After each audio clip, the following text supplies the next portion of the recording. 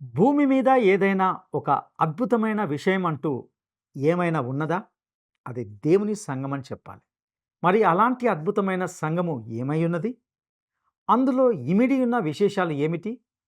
ఈ విషయాలను పరిశీలిద్దాం.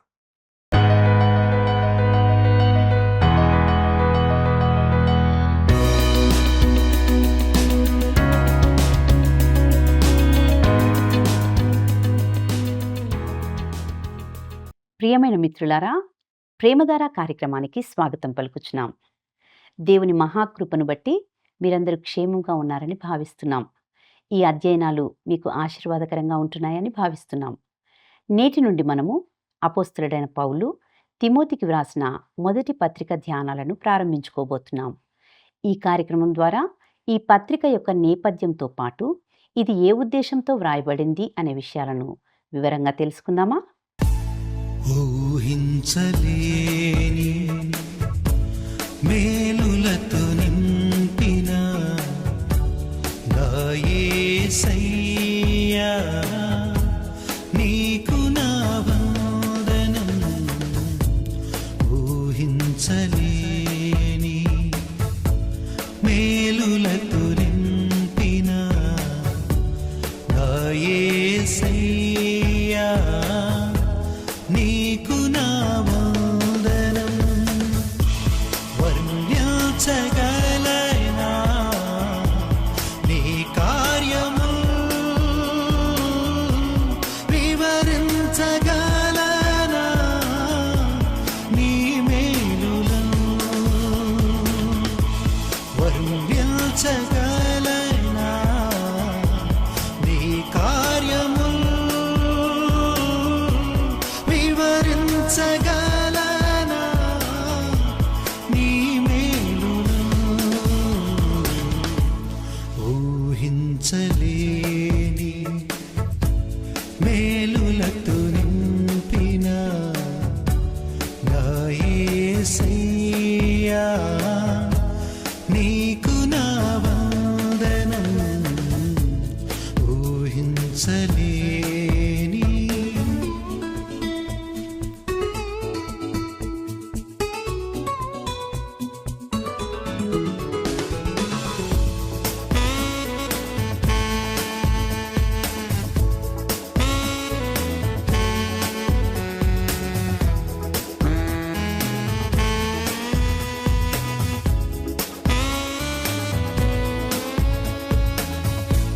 మేలులతో నా హృదయం తృప్తిపరచినావు.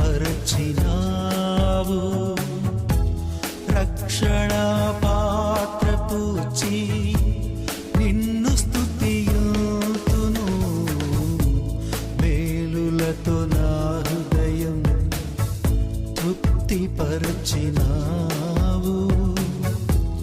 రక్షణ పాత్ర పూచి నిన్ను స్తుతియుతును.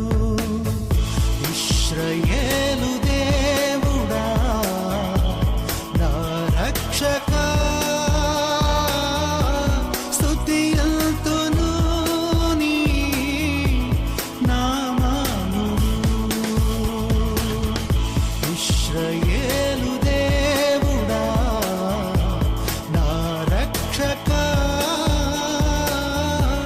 స్తుతియుతును నీ నామమును. ఊహించలేని మేలులతో నింపిన నా యేసయ్యా, నీకు నా వందనం. ఊహించలేని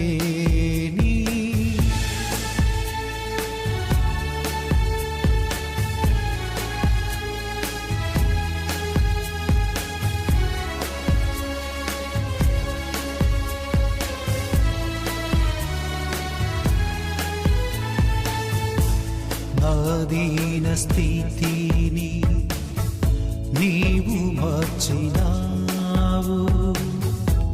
నా జీవితానికి విలువనిచ్చినావు. నా దీన స్థితి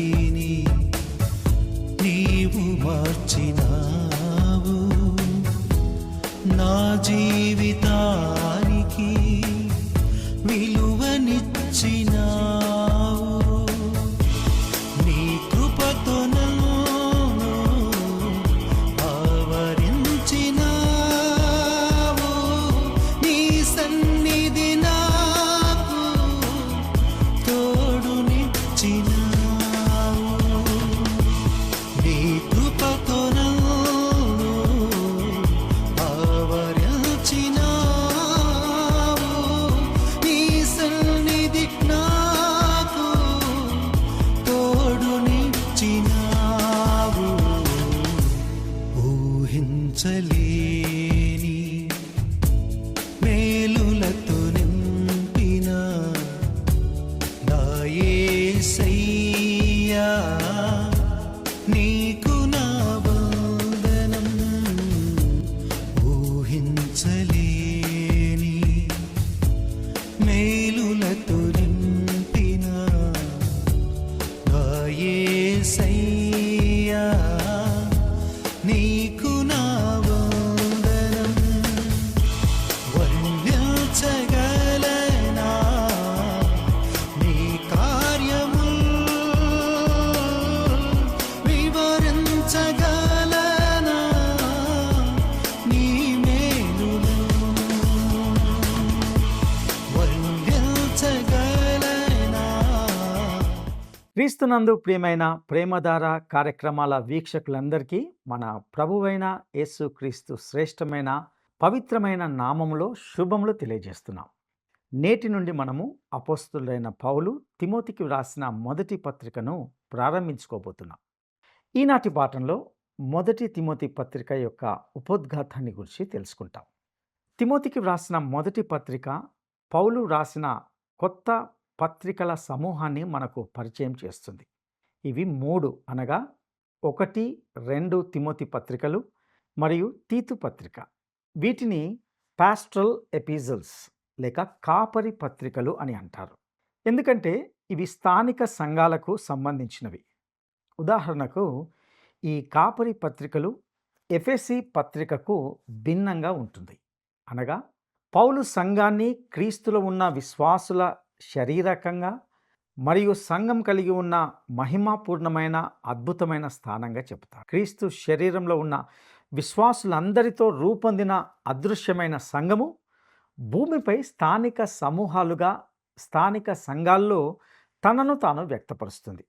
ఒక భవనంపై పెద్ద గోపురం, ఆ గోపురంలో గంట, ముందు భాగంలో ప్రసంగ వేదిక మరియు సంగీత బృందంలో మధురంగా పాడే గాయకుల సమూహం ఉండడాన్ని బట్టి ఇది క్రైస్తవ పద్ధతి లేదా క్రొత్త నిబంధన ప్రకారము స్థానిక సంఘం అని అర్థం కాదు. స్థానిక సంఘం అనగానే దానికి కొన్ని గుర్తించదగిన లక్షణాలు ఉండాలి. ప్రియులారా, ఈ 3 పత్రికలు పౌలుతో కలిసి పనిచేసిన తిమోతి, తీతు అనే 2 యువ ప్రసంగికులకు వ్రాయబడ్డాయి. వారు పౌలు సేవ ద్వారానే క్రీస్తు మార్గంలోకి రాబడ్డారు.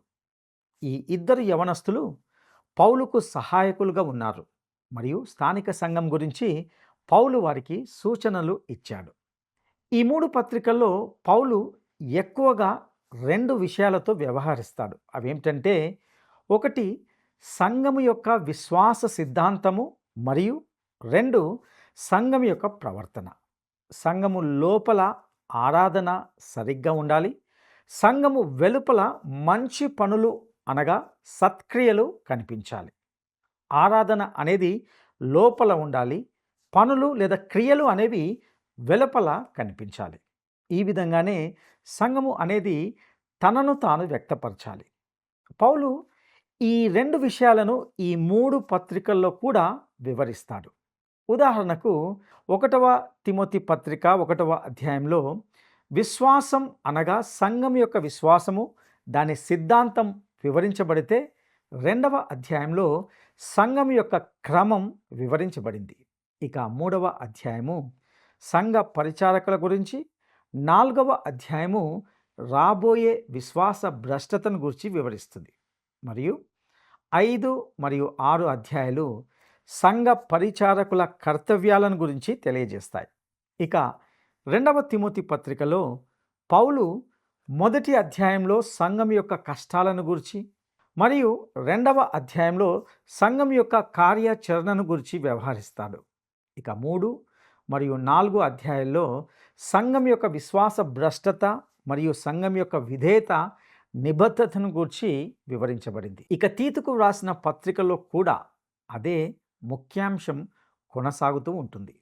1వ అధ్యాయము సంఘము యొక్క క్రమంను గూర్చి, 2వ అధ్యాయము సంఘం యొక్క సిద్ధాంతంను గూర్చి మరియు 3వ అధ్యాయము సంఘం యొక్క మంచి పనులను గురించి వివరిస్తాయి. ఈ విధంగా సంఘము లోపల విశ్వాసము మరియు సంఘం వెలుపల ప్రవర్తన అనేవి ఉంటాయి. అనగా సంఘము లోపల ఆరాధన మరియు సంఘం వెలుపల మంచి పనులు అనేవి ఉండాలి. ప్రియులారా, నేటి సంఘం తనను తాను స్థానిక సమూహముగా వ్యక్తపరుస్తుంది. ఇది మొదట ఒక భవనాన్ని నిర్మిస్తుంది. అయితే పౌలు కాలంలో మాత్రం అలాగూ జరగలేదు. వారికి ఎటువంటి భవనాలు లేవు. అది వారికి ఒక అవసరం లేని విషయంగా ఉండింది. ఎందుకంటే వారు భవనాలను నిర్మించాలి అని అనుకోలేదు. వారు సాధారణంగా ఇళ్లలోనూ మరియు బహుశా ప్రజా భవనాల్లో కలుసుకునేవారు. ఎఫెసులో పౌలు తురన్ను అనే వ్యక్తి యొక్క పాఠశాలను ఉపయోగించాడని మనకు తెలుసు. బహుశా పౌలు దానిని అద్దెకు తీసుకొని ఉండవచ్చు. పౌలు ప్రతిరోజు మధ్యాహ్న విశ్రాంతి సమయంలో ఒక పెద్ద ఆడిటోరియంను ఉపయోగించాడని నేను భావిస్తున్నాను. అతని ప్రసంగాలను వినడానికి ప్రజలు ప్రతి చోట నుండి వచ్చేవారు. దాన్ని ఒక స్థానిక సమూహంగా పరిగణించవచ్చు. కాలక్రమేణా అది ఎఫెసులో ఒక స్థానిక సంఘంగా రూపుదిద్దుకుంది. ఒక స్థానిక సమూహంగా ఉండాలంటే సంఘానికి కొన్ని ప్రత్యేక లక్షణాలు అంటూ ఉండాలి. దానికి విశ్వాస ప్రమాణాలు ఉండాలి మరియు దాని సిద్ధాంతం ఖచ్చితత్వంతో ఉండాలి. ఈ పత్రికల్లో పౌలు సందేశాన్ని సంగ్రహించే 2 వచనాలను మనము గమనించగలం. అందులో మొదటిది మొదటి తిమోతి పత్రిక 1వ అధ్యాయము 3-4 వచనాలు. నేను మాసిదోనియాకు వెళ్ళుచుండగా సత్యమునకు భిన్నమైన బోధ చేయవద్దనియు, కల్పనా కథలను, మితము లేని వంశావళులను, విశ్వాస సంబంధమైన దేవుని ఏర్పాటుతో కాక వివాదములతోనే సంబంధము కలిగి ఉన్నవి గనుక వాటిని లక్ష్య పెట్టవద్దనియు కొందరికి ఆజ్ఞాపించుటకు నీవు ఎఫెసులో నిలిచి ఉండవలెనని నిన్ను హెచ్చరించిన ప్రకారము ఇప్పుడును హెచ్చరించుచున్నాను. ప్రియులారా, దీని భావం ఏమిటంటే ఒక సంఘము సరైన సిద్ధాంతాన్ని కలిగి ఉండడం ఎంతో ముఖ్యం. ఒక గొప్ప భవనం ఉండడం వల్ల అది స్థానిక సంఘం అవుతుందని నా ఉద్దేశం కాదు. ఇక రెండవదిగా పౌలు ఈ యువ ప్రసంగికుడికి మరలా ఇలా చెప్తున్నాడు. మొదటి తిమోతి పత్రిక 3వ అధ్యాయము 15వ వచనం. అయినను నేను ఆలస్యం చేసిన ఎడల దేవుని మందిరంలో అనగా జీవం గల దేవుని సంఘములో జనులు ఎలాగూ ప్రవర్తింపవలెనో అది నీకు తెలియవలెనని ఈ సంగతులను నీకు వ్రాయిచున్నాను. ఆ సంఘము సత్యమునకు స్తంభమును ఆధారమునై ఉన్నది. ప్రియులారా, స్థానిక సంఘం అనేది క్రీస్తు శరీరంలోని సభ్యులైన విశ్వాసులతో రూపొందింది. వారు సరిగ్గా పనిచేయడానికి వారికి నాయకత్వం అవసరం. ఎవరో ఒకరు ఆ ప్రదేశాన్ని శుభ్రం చేయడానికి, నడిపించడానికి నియమించబడాలి. ఈ విషయాలు అత్యవసరమైనవి. అలాగే ఒక సంగీత బృందం మరియు పాటలను నడిపించే ఒక నాయకుడు ఉండడం మంచిది. దీనికి తోడు పౌలు సంఘము క్రమంగా నడవడానికి పరిచారకులు, నాయకులు అవసరమని కూడా చెబుతున్నాడు. పరిచారకులు ఉండాలి మరియు వారు కొన్ని అవసరాలను తీర్చాలి. సంఘము క్రమబద్ధంగా పనిచేయాలి మరియు తన సత్క్రియల ద్వారా సమాజంలో తనను తాను వ్యక్తపరచాలి. దురదృష్టవశాత్తు ఈ రోజుల్లో ఇది చాలా ప్రదేశాల్లో కేవలము ఆదర్శవాదంగానే ఉంది. ఎందుకంటే స్థానిక సంఘము ఎల్లప్పుడూ తాను ఏమి వ్యక్తపరచాలో దానిని వ్యక్తపరచడం లేదు. ఈ కాపరి పత్రికల నుండి 3 విభిన్న రకాల సంఘ పరిపాలన విధానాలు వచ్చాయి మరియు ఇవి గొప్ప డినామినేషన్లలో అనగా సంఘ శాఖల్లో ఉపయోగించబడ్డాయి. పూర్వకాలంలో సంఘాలు సిద్ధాంతంపై ఎక్కువగా విభేదించకపోయినప్పటికీ సంఘ పరిపాలన విధానంపై చాలా విభేదించాయి. అంటే స్థానిక సంఘం ఎలా పని చేయాలి అనేది. ఈ 3 కాపరి పత్రికల నుండి 3 విభిన్న సంఘ పరిపాలన విధానాలు ఎలా వచ్చాయి అనేది ఆశ్చర్యపరుస్తుంది. కానీ అవి రావడమే కాదు, మనుగడలోకి కూడా వచ్చేసాయి. అవేమిటో ఒకసారి గమనిద్దాం. ఒకటి, ఎపిస్కోపల్ లేదా బిషప్ పరిపాలన విధానం. ఇందులో ఒక వ్యక్తి లేదా అంతకంటే ఎక్కువ మంది పై స్థాయిలో అధికారంలో ఉంటారు. ఉదాహరణకు రోమన్ క్యాథలిక్ సంఘం ఆ వ్యక్తిని పోప్ అని పిలుస్తుంది. ఇతర సంఘాల్లో అతన్ని ఆర్చ్ బిషప్ అంటారు. అనేక నాయకులు ఉంటే వారిని బిషప్స్ అంటారు. ఇంగ్లాండ్ సంఘము మరియు ఇతర సంఘాలు ఈ ఎపిస్కోపల్ అనగా బిషప్ పరిపాలన విధానాన్ని అనుసరిస్తాయి. వారు స్థానిక సంఘం వెలుపల ఉన్న పై అధికారులచే నియంత్రించబడతారు. ఇక రెండవదిగా ప్రెస్బిటేరియన్ లేదా ప్రతినిధి పరిపాలన విధానం. స్థానిక సంఘం తన సభ్యుల నుండి పరిచారకులుగా ఉండడానికి కొందరిని పెద్దలుగా మరియు డీకన్లుగా ఎన్నుకుంటుంది. మరియు స్థానిక సంఘం యొక్క పరిపాలన వారి చేతిలోనే ఉంటుంది. దురదృష్టవశాత్తు స్థానిక సంఘానికి పైన ఒక సంస్థ ఉండి ఆ సంస్థ ఆ స్థానిక సంఘాన్ని నియంత్రించగలదు. ఇక మూడవదిగా కాంగ్రిగేషనల్ లేదా సమాజ పరిపాలన విధానం. ఇది ఎపిస్కోపల్ బిషప్ పరిపాలనలకు పూర్తిగా వ్యతిరేకమైనది. కాంగ్రిగేషనల్ అనగా సమాజ పరిపాలన విధానం అనగా ప్రజలే నిర్ణయాలు తీసుకునేవారు మరియు వాస్తవంగా వారు తమ నియంత్రణలోనే ఉంటారు.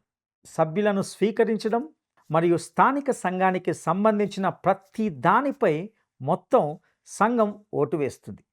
ఈ 3 పరిపాలన విధానాలు కాపరి పత్రికల్లోని వాక్యాల నుండి ఎలా వచ్చాయని మీరు ఆలోచిస్తూ ఉండవచ్చు.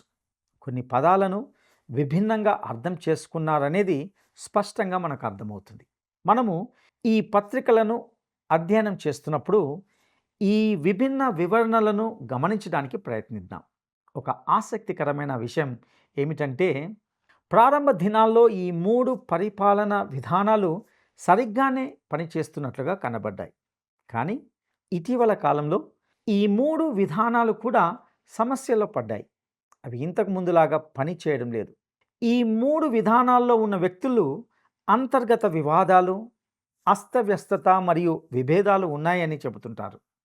అసలు ఇంతకీ సమస్య ఏంటి అని అడిగితే వెంటనే ఎవరో ఒకరు పరిపాలన విధానమే సమస్య అని అంటారు. ఇది ఒక ఆసక్తికరమైన ప్రశ్న. ఎందుకంటే ఈ దేశంలో మనకు ప్రజా ప్రతినిధుల రూపంలో పౌర ప్రభుత్వం ఉంది.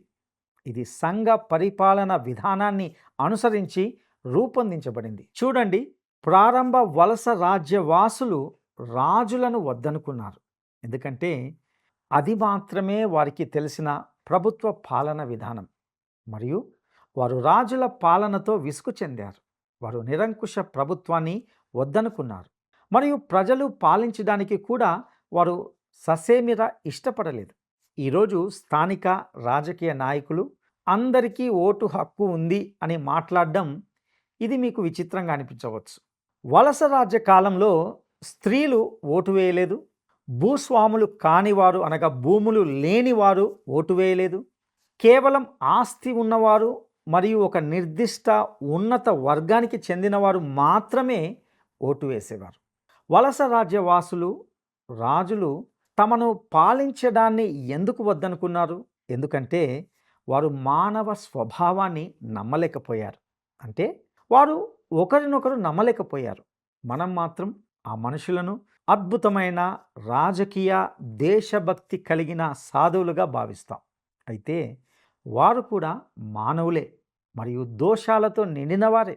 వారు ఒకరినొకరు నమ్మలేరని తెలుసుకున్నారు కాబట్టి ఒకే వ్యక్తి చేతుల్లోకి అధికారాన్ని ఇవ్వలేదు. వారు ప్రజల చేతుల్లో కూడా అధికారాన్ని ఇవ్వడానికి భయపడ్డారు. ఎందుకంటే ప్రజలపై కూడా వారికి నమ్మకం లేదు. మెజారిటీ తప్పు కాకూడదని లేదా ప్రజల స్వరం దేవుని స్వరం అని చెప్పినప్పుడు రాజకీయ నాయకుడు ఉద్దేశించిన భావనకు అది విరుద్ధం అవుతుంది. అలాంటప్పుడు మన సంఘ పరిపాలన విధానాలు ఎందుకు సరిగ్గా పనిచేయడం లేదు? పౌలు ఈ పత్రికలో చెప్పినదేమిటంటే, పరిపాలన విధానము ఎంత ముఖ్యమైనదైనప్పటికీ అధికారంలో ఉన్న వ్యక్తుల యొక్క స్థాయి మరియు వారి పాత్ర కంటే అది అంత ముఖ్యం కాదు. ఈ పత్రికలు సంఘ పెద్దలకు, పరిచారకులకు సంబంధించి కావలసిన కొన్ని అర్హతలను వివరిస్తాయి. ఉదాహరణకు మితమైన వ్యక్తి, ఏకపత్ని పురుషుడు మొదలైనవి. ఈ అవసరాలు అత్యంత ముఖ్యమైనవి మరియు స్థానిక సంఘాల్లో చర్చనీయాంశాలుగా ఉంటున్నాయి. కానీ ఇక్కడ మరింత ముఖ్యమైన విషయం ఉంది. అదేమిటంటే, ఆ నాయకుడు అనేవాడు తన బాధ్యతల్లో అభివృద్ధి చూపుతూ నాయకత్వపు సామర్థ్యము కంటే కూడా మంచి గుణగణము కలిగిన వాడై ఉండాలి. అదే నాయకులకు అత్యంత ప్రాథమికమైన అవసరం. పౌలు మనకు ఇది తెలియజేయడానికి ప్రయత్నిస్తున్నాడు. పరిచారకులు ఆధ్యాత్మికంగా ఉండాలి. ఎందుకంటే అధికార స్థానంలో ఉన్న వ్యక్తులు సరిగ్గా లేకపోతే ఏ వ్యవస్థ అయినా సరిగ్గా పనిచేయదు. వారు సరిగ్గా లేనప్పుడు అది కాంగ్రిగేషనల్ లేదా సమాజ పరిపాలనా విధానమైన, ఎపిస్కోపల్ లేదా బిషప్ పరిపాలనా విధానమైన, లేదా ప్రెస్బిటేరియన్ ప్రతినిధి పరిపాలనా విధానమైన ఏది అక్కడ పనిచేయదు. నా ప్రియ స్నేహితుడా, అసలైన సమస్య ఇదే. ఈరోజు రాజకీయాల్లో, సంఘంలో కూడా ఇదే సమస్య. మనము ఒక వ్యక్తిని ఎన్నుకున్నప్పుడు అతడు తన వృత్తిలో విజయవంతంగా ఉండాలి. అతనికి నాయకత్వ సామర్థ్యం ఉండాలి. ఇవన్నీ మంచి అర్హతలు అని నేను భావిస్తున్నాను. అయితే ముఖ్యంగా అతడు ఆధ్యాత్మిక వ్యక్తియా కాదా అని మనము నిర్ణయించుకోవాలి. పౌలు ఆత్మీయ సంఘ నాయకుని యొక్క 2 అంశాలను గూర్చి ఇందులో నొక్కి చెప్తాడు. మొదటగా అతడు విశ్వాసము కలిగిన వ్యక్తి అయి ఉండాలి. రెండవదిగా అతడు ప్రేమ చేత ప్రేరేపించబడాలి. ఈ 2 లక్షణాలు అతని జీవితంలో పని చేయకపోతే అతనికి ఎంత సామర్థ్యం ఉన్నప్పటికీ ఆ వ్యక్తి నాయకునిగా సంఘంలో పని చేయలేడు. దీనినే సరళంగా చెప్పాలంటే పరిచారకులకు ఉన్న అధికారము వాస్తవంగా అధికారం కాదు. పౌలు చెప్పేది ఏమిటంటే, మీరు సంఘంలో ఎల్డర్ అనగా పెద్దగా లేదా బిషప్ లేదా డీకన్ అయినప్పుడు మీరు ఒక పదవి కలిగి చాలా గర్వంగా మరియు అధికారంతో ఉంటారేమో. అయితే పౌలు అంటున్నాడు, మీకు నిజంగా ఎటువంటి అధికారం లేదు. ఇంతకీ ఈ మాటలో తన ఉద్దేశం ఏమిటి? అతని ఉద్దేశం ఏమిటంటే, క్రీస్తుయే సంఘానికి శిరస్సు మరియు పరిశుద్ధాత్ముడు నడిపించేవాడు, మార్గదర్శకత్వం ఇచ్చేవాడు. నాయకుడు ఎప్పుడు కూడా తన చిత్తాన్ని కలిపి ఏదైనా విషయంలో నెరవేర్చే ప్రయత్నం అంటూ చేయకూడదు. అతడు దేవుని యొక్క చిత్తం ఏమిటో కనుగొనాలి. అంటే అతడు విశ్వాసము కలిగిన వ్యక్తి అయి ఉండాలి.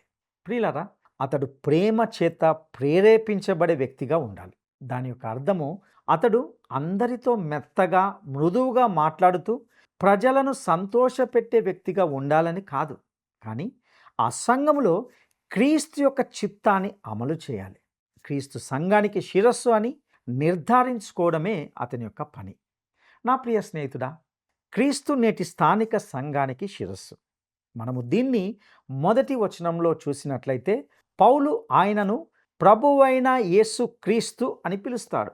ఆయన ప్రభువు అంటే ఆయనదే మొదటి స్థానం. ప్రభువైన యేసు తాను జీవించిన కాలంలో లూకా సువార్త 6వ అధ్యాయము 46వ వచనంలో ఇలా అన్నాడు, నేను చెప్పు మాటల ప్రకారము మీరు చేయక ప్రభువా ప్రభువా అని నన్ను పిలుచుట ఎందుకు? ప్రియులారా, ఈరోజు సంఘంలో చాలామంది ఆయన్ని ప్రభువు అని పిలుస్తారు, కానీ వారు ఆయన్ని ఎంత మాత్రము అనుసరించడం లేదు. సంఘంలో ఒక పెద్దగా, పరిచారకుడిగా మీరు క్రీస్తు చిత్తాన్ని, ఆయన ఆజ్ఞలను మరియు ఆశలను నెరవేర్చాలి. ఆయనే స్థానిక సంఘానికి శిరస్సుగా ఉన్నాడు. ఈరోజు అవసరమైనది కూడా ఇదే. అయితే ప్రియులారా, నేను మీ సంఘంలోని పరిపాలన విధానం గురించి ఎవరితోనూ వాదించడానికి సిద్ధంగా లేను. కానీ మీరు ఏది ఉత్తమమైన వాక్యానుసారమైన విధానమని భావిస్తే దానిని అనుసరించడం మంచిది. మీరు దాన్ని అనుసరించండి. అయితే ఒకటి మాత్రం గుర్తుంచుకోండి, సంఘం అనేది సరైన వ్యక్తులు ఉన్నప్పుడే అది పనిచేస్తుంది. చెడ్డ వ్యక్తులు ఉంటే అది ఎంత మంచి విధానమైనా సరే అది పనిచేయదు. ఆత్మీయత లేని సంఘ నాయకుడు ఈరోజు సంఘ యంత్రాంగంలో పరిగెత్తే వారికి ఒక అడ్డురాయిగా ఉంటాడు.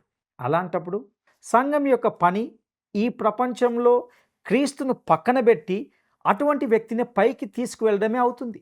ఇటువంటి వారిని బట్టి మనము క్రీస్తును ఎక్కువగా చూపించలేకపోతున్నాం.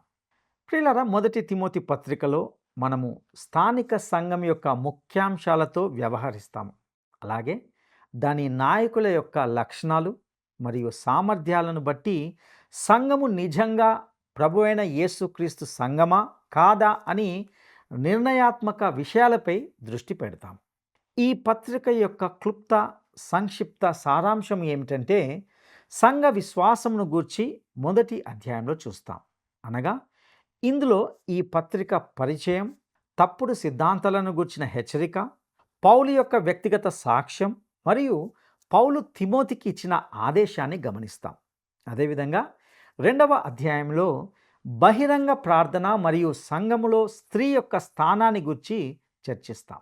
ముఖ్యంగా ఈ అధ్యాయంలో ప్రజలు ప్రభుత్వ అధికారుల కోసం చేసే బహిరంగ ప్రార్థనను గురించి, పురుషులు ఎలా ప్రార్థించాలి, స్త్రీలు ఎలా ప్రార్థించాలి అనే విషయాలను గురించి తెలుసుకుంటాం. ఇక 3వ అధ్యాయంలో సంఘాల్లోని నాయకులను గురించి, అనగా పెద్దలకు అవసరమైన అర్హతలు, పరిచారకులకు అవసరమైన అర్హతలను గురించి మరియు తిమోతికి పౌలు ఇచ్చిన నివేదికను గురించి చర్చిస్తాం. ఇక 4వ అధ్యాయంలో సంఘాలలో విశ్వాస భ్రష్టతను గురించి, అనగా విశ్వాస భ్రష్టులను ఎలా గుర్తించాలి, మంచి సేవకుడు విశ్వాస భ్రష్టత సమయంలో ఏమి చేయగలడు అనే విషయాలను గురించి తెలుసుకుంటాం. అదేవిధంగా 5, 6 అధ్యాయాల్లో సంఘములోని నాయకుల కర్తవ్యాలు, స్థానిక సంఘములోని వివిధ గుంపులకు సంబంధించి సేవకుల సంబంధాన్ని గూర్చి, ఇతరులతో విశ్వాసుల సంబంధాన్ని గూర్చి చర్చిస్తాం. ప్రియ సహోదరుడా, సహోదరి, క్రీస్తు యొక్క సంఘము విలువను, దాని ప్రాముఖ్యతను ఎరిగిన వారిగా తిమోతి పత్రిక ధ్యానాలను క్రమంగా ధ్యానించడానికి మనం సిద్ధపడదాం. ఈ పత్రిక ద్వారా లోతైన సత్యాలను తెలుసుకోవడానికి ప్రభువు మీకు సహాయం చేయనుగాక. దైవాశీస్సులు.